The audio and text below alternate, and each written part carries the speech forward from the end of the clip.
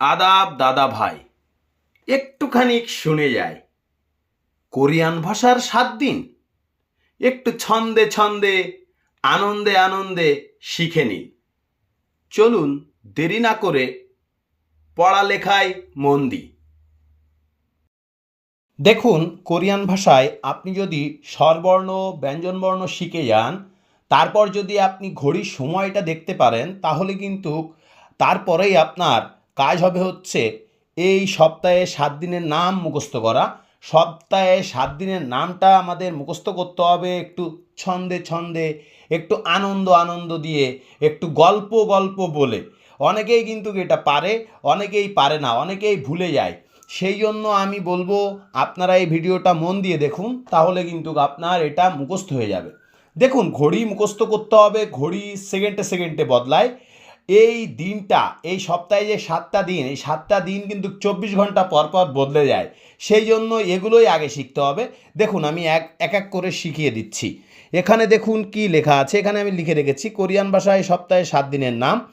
এখানে লেখা আছে, দেখুন এখানে লিখেছি আমি ইয়োইল। এই ইয়োইল শব্দের অর্থ হচ্ছে বার। এটা মনে রাখুন, সব জায়গায় দেখুন ইয়োইল ইয়োইল ইয়োইল ইয়োইল ইয়োইল ইয়োইল আছে। এখন আপনাকে তাহলে সোমবার থেকে আমরা পড়ে আসি। ওয়ার ইয়োইল, এখানে লেখা আছে ওয়ার ইয়োইল মানে হচ্ছে সোমবার।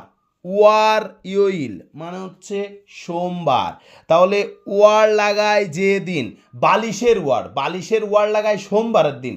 কারণ ভাই, রবিবার কাজে মন বসে না, রবিবার বন্ধ, তাই সোমবারের দিন বালিশের কভার লাগায়। এই যে ওয়ার, এটাকে বলে আমাদের দেশে বলে ওয়ার। বালিশের ওয়ার লাগায় কি? ওয়ার লাগায় সোমবারের দিন। ওয়ার ইয়োইল মানে সোমবার। ওয়ার ইয়োইল মানে সোমবার। ওয়ার লাগায় যে দিন, তাহলে সোমবারের দিন। তাহলে এটা মনে হয় মুখস্থ হয়ে গেল।